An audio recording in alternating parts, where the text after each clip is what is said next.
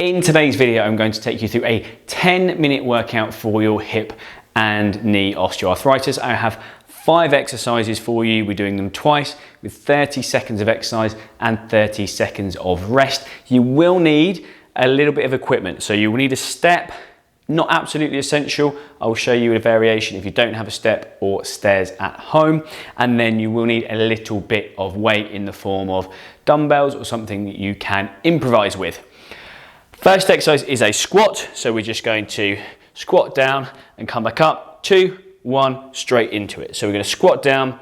The idea when you're doing a squat is that if you look down at your feet, you should be able to see them. So you want to keep your knees behind your toes. You don't want your knees coming over your toes like this. Just puts a bit more pressure on the kneecap joint, and it can be a bit uncomfortable if you have got knee osteoarthritis. So just working through a range that feels comfortable for you. And we're going to stop in 3, 2, 1 and stop there. Next exercise is a step up.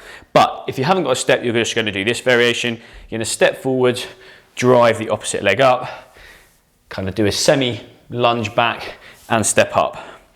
If you do have a step, you are going to, for the first round, do one leg. We're going to step up and then back down, step up and then back down. First round on one leg, I'm going to do the left. Second round, right leg. I need to just make sure I remember that. So left side first. Now, the reason we want to stay on the same leg and not alternate is because we're aiming for fatigue. We want our legs to get tired. We are trying to stress them in order to cause some adaptation and change in the tissues, in the muscles and the joint. So it should be hard work. That thigh, by the time you finish, should be a bit achy and fatigued. So one more, stop there. Now, next one is going to be a bridge. So you need to get on the floor for this one, nice and slowly. A bridge is feet about hip width apart, bending the knees, and you are going to push through your feet and lift your hips off the floor and slowly down. Push up and slowly down. And we're going in 3, 2, 1, off we go. Now you're looking for a nice, slow, controlled movement, a little bit of squeeze in your bum cheeks at the end of range. If you feel like things are a bit sore, if you get right high up, then just move through a range that feels comfortable for you. It's all about making exercise personalized and bespoke to your symptoms so that you can do the exercise, stop there, to some capacity. It's much better to tweak and tailor things so that you can do them rather than avoiding them because you feel that you can't. The next exercise is going to be a hip hinge with some weight. So I'm just going to grab this light dumbbell. Hip hinge, similar stance initially to a squat, bit of bend in the knee and then nice straight back, touch the chair, come back up. If you have weight, you're going to use your weight and off we go.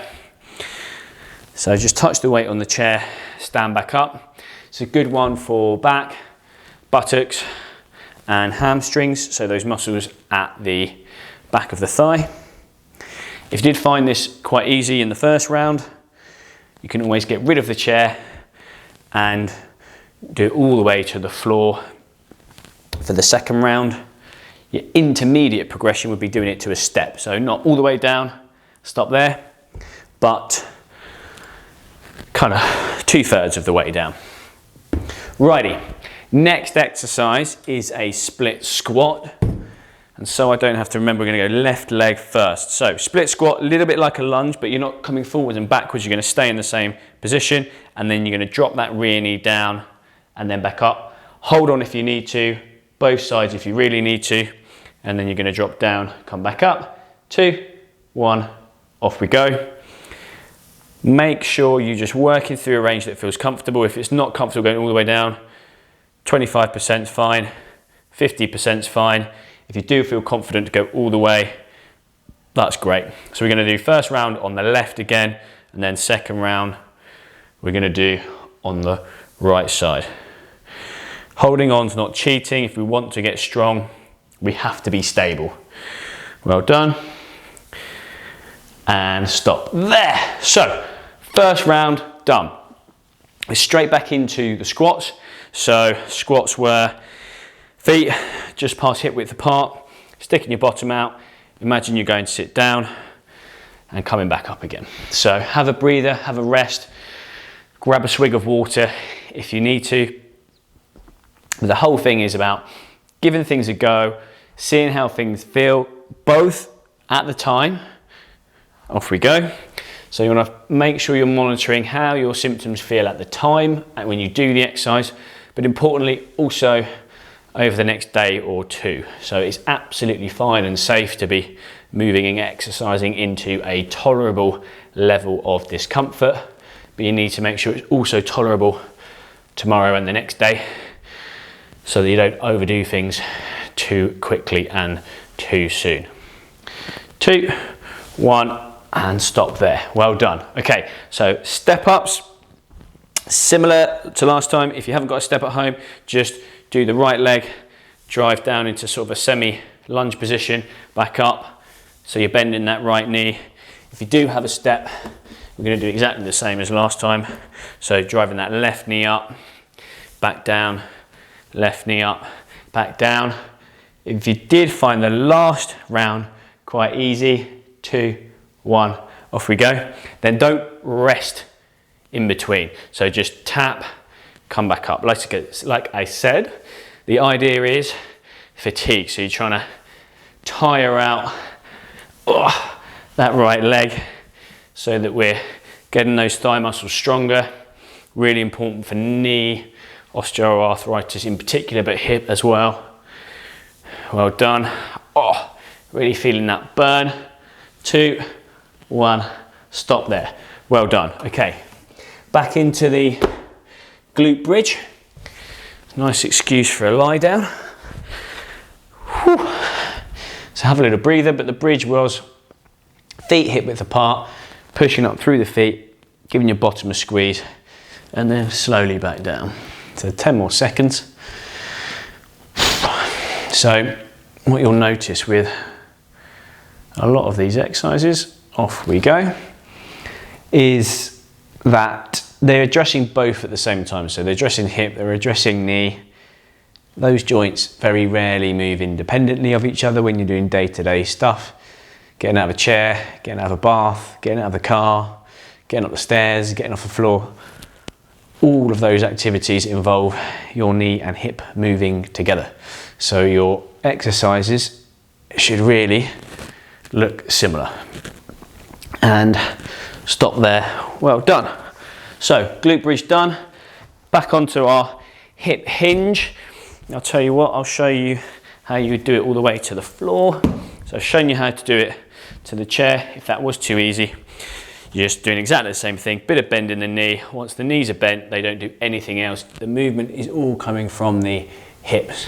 So all the way down, feeling a bit of tug in the back, possibly in the buttocks. Off we go. Like I said, if it's too much, regressions would be doing it to a step, and then the further regression would be doing it to the chair. It's all about finding your current level, and if this is a video that you find helpful, do it consistently. So if we want to improve osteoarthritis, it's not about quick fixes.